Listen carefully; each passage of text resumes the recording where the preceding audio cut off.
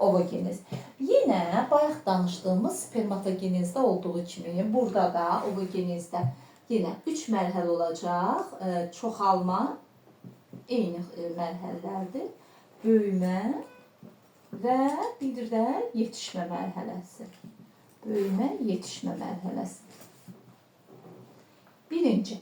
Yine çoxalma mərhələsi eyni oxşar xüsusiyyəti. Hüceyrə hansı fazla keçirəcək? Mitoz, fazla deyildi, mitoz bölünmə. Böyümə mərhələsində yenə nə keçirəcək? Interfaza, bayaq artıq bunları spermatogenezdə dedik. Yetişmə mərhələsində də nə keçirəcək? Meyoz bölünmə. Bu qəbula da düşən bölmədir ümumiyyətlə. Yenə çoxalma mərhələsində bu dəfə amma ilkin cinsi hüceyrə harda olur? Yumurtalıqda. Demək, yumurtalıqda olan yenə ilkin cinsi hüceyrə mitoz bölünmə keçirir. Yenə nə yaranır? Çoxlu sayda hüceyrələr. Bu artıq biraz sizin üçün təkrar kimi də olacaq. Məsələn, burada 4 dənə hüceyrə də tamamladı. Mitoz bölünmə keçirir. Mitozun başında yenə nə olurdu? 2, 4C. 4C, 4D. Yaranan bu hüceyrələrin hər birində 2C, 2D xromosom, xromatid DNA miqdarı olacaq. Yəni eyni qayda. Fərqli çoxalma mərhələsində, yəni dişi ilə erkəkdə elə bir fərq yoxdur. Çünki mitoz bölünmə keçir, çoxlu sayda hüceyrələr yaranır. Sonra keçirik böyümə mərhələsinə. Bu hüceyrələrimizdən hər hansı biri böyümə mərhələsində biraz böyük çəkilir. Çünki orada interfazda da biz bilirik ki, hüceyrə nə olur? Böyüyür. Yenə burada başlanğıçda 2C idi hüceyrə. Sonra interfaza keçirəndən sonra, interfazadan sonra ISO demək, keçirəndən sonra nə oldu? Bu 2, 4C'ye çevrildi. Başa düşdünüz? Yəni DNA və xromatid sayı 2 dəfə artdı. Demək, burada interfazanın bir dənə burada demək, erkəklə dişidə fərq odur ki, dişi hüceyrə interfazada daha çox böyüyür. Niyə? Çünki axı dişidə yumurta sarısı daha çoxdur. Ona görə də dişi hüceyrələrin böyüməsi erkəklərlə müqayisədə daha böyük olur. Daha böyük. Qalan o DNA ikiləşir və s. eynidir. Sonra yetişmə mərhələsinə keçirik. Yetişmə mərhələsinə yenə bu hüceyrəmiz əvvəlcə meyoz 1 keçirilir. Meyoz 1 keçirəndə, meyoz 1. Bunu bir dəqiqə. Demək, burada fərq odur ki, bunun özü nə idi? 2, 4C idi. Yaranan hüceyrələrdə demək, nə olacaqdı? Hər birində N2C. Çünki meyoz 1-lə əmələ gəldi. Aydındır. Sonra, niyə bunun biri böyük, biri balaca olur? Çünki o qida maddələrdən, o sarıda olan qida maddələrin paylanmasından asılıdır. Harada ki qida maddəsi çox olsa, onda o hüceyrə daha iri olur. Harada ki azdır, daha az olur. Bərabər paylanmır deyə bəziləri iri olur, bəzi hüceyrələr balaca olur. Buna deyilir, bu kiçik hüceyrəyə deyilir birinci dərəcəli yönəldici cisimcik. Birinci dərəcəli yönəldici cisimcik. Sonra bu hüceyrələrdə nə olacaq təzədən? Bunların hər biri nə edəcək? Meyoz 2 keçirəcək. Meyoz 2. Meyoz 2 keçirəcək və bundan yenə nə yaranacaq? Bundan bir böyük, bir kiçik hüceyrə əmələ gələcək. Kiçik hüceyrədən də kiçik hüceyrələr əmələ gələcəkdir. Hər birində də N, C, N, C, N, C, N, C. N xromosom, C, D xromatid sayı olacaq. Demək, burada bunları deyirik, demək yetişmə mərhələsində biz fərq gördük spermatogenezdən ovogenez arasında. Fərq nədir? Demək, burada 4 dənə hüceyrə yaranır, amma orada 4'ü də eyni idi və 4'ü də nəyə çevrilirdi? Qametə. Amma yetişmə mərhələsinin sonunda 4 hüceyrə yaranır, biri qametə çevrilir. Onlar məhv olacaq. Bunlara da deyilir, bu birinci dərəcəli yönəldicisi, bunlar da ikinci dərəcəli yönəldici cisimciklər deyilir. Bu mayalanmada iştirak etmir. Bizə orqanizm üçün lazım olan hüceyrə budur. Buna da nə deyirik? Yumurta hüceyrə. Yönəldirici necə yəni? Yəni yönəldici hüceyrə tələf olacaq da. O hüceyrədir. Amma mayalanma qabiliyyəti Nəsə funksiyada yoxdur. yetirmək. Yox, o sonra da tələf olur da. Yəni mayalanma prosesində o hər hansı bir funksiya yerinə yetirmir. İndi məsələn bitkilərdə də orada yaranır. Bitkilərdə amma xüsusi bir funksiyasını deyilik.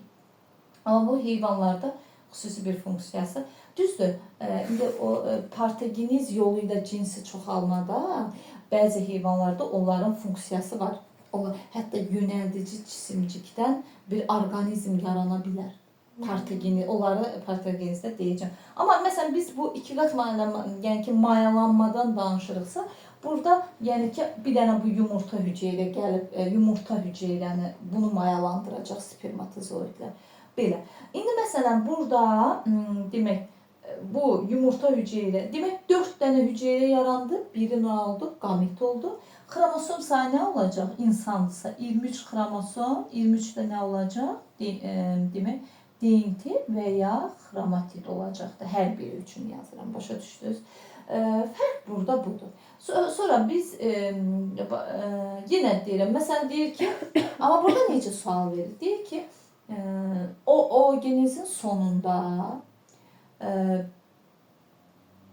orqanizmin sonunda 20 hüceyrə yaranıbsa, neçə hüceyrə mayalanmaq qabiliyyətinə malikdir?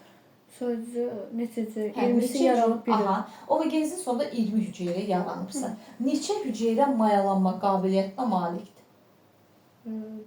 Bir dənəsi. İkisi yaranırsa, ikisi Birindən 4-ə yaranmıyor. birindən Mən biri. 4 dənə yaranır. İndi bunun neçəsi mayalanma qabiliyyətinə Dördündən malikdir? biridirsə, onda 20-sindən 5.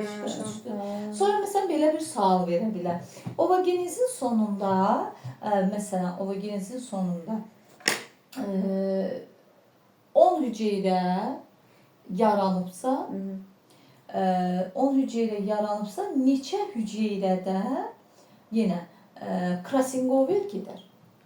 Krasingover. Yox, 10 hüceyrə deməyək də, onda 20 hüceyrə yaranıbsa, neçə hüceyrədə Krasingover gedər? Krasingover hansında gedir? Meyoz birdə. Birinci.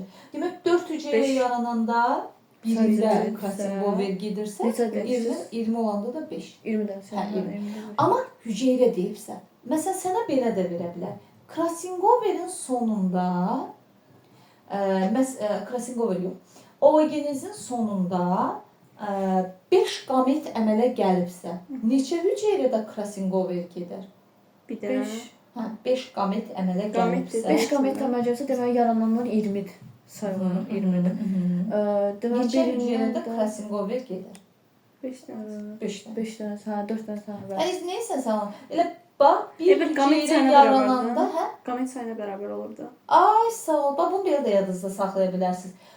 Bir qamet yarananda bir hüceyrədə gedirsə, 5 qamet yarananda da 5 hüceyrə. Burada ilə Aysun dediyi kimi elə yadınızda saxlayın. Nə qədər qamet varsa, o qədər hüceyrədə Krasingover gedir. Belə də yadda saxlaya bilərsiniz. Və yaxud da deyir ki, 5 qamet yaranıbsa, neçə hüceyrədə demək bir xromatidli xromosom qütbə çəkilir. 5 dənəsində. Ya bu neçə dediniz? Neçə hüceyrədə Hə. bir xromatidli xromosom qütbə çəkilir. Neçəsi yaranır? 5 dənə qamet yaranır. 5 dənə qamet yaranırsa 10. Çünki bu Aha, meyoz iki dənə, burada da. Bunlar meyoz 2-də axı bir xromatidli çəkilir. Bir dənə qamet yarananda ikisindədirsə, 5 qamet yarananda da onundadır. Sonra bir də belə sual verə bilər. Siz spermatogenezdə yadınızda saxlamısınız. Məsələn deyir ki, Sağ olun. Məsələn deyir ki, gametegenezin sonunda cəmi neçə qamet əmələ gəlir? 4.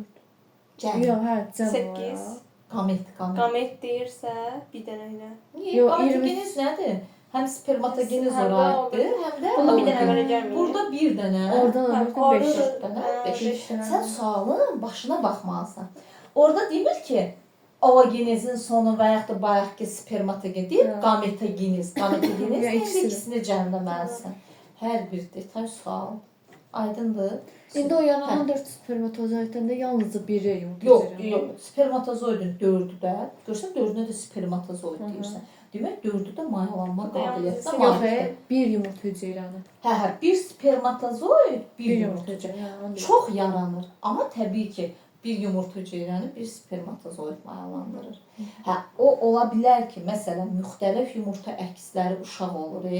Məsələn, bir-birinə oxşayan. Hə, orada əkslikdə məsələn, uşağın sayı qədər yumurta hüceyrə, uşağın sayı qədər də spermatozoid Amma mayalandırır. eyni yumurta olanda bir yumurta hüceyrə Orada belə deyək də, uşağın sayının aidiyyatı yoxdur. Həmişə eyni yumurta əkslərində bir yumurta hüceyrə, bir spermatozoid iştirak edir. bölücü şuur. Hə, onları indi gələcək. Genetikada onları keçəcək. Hə, genetik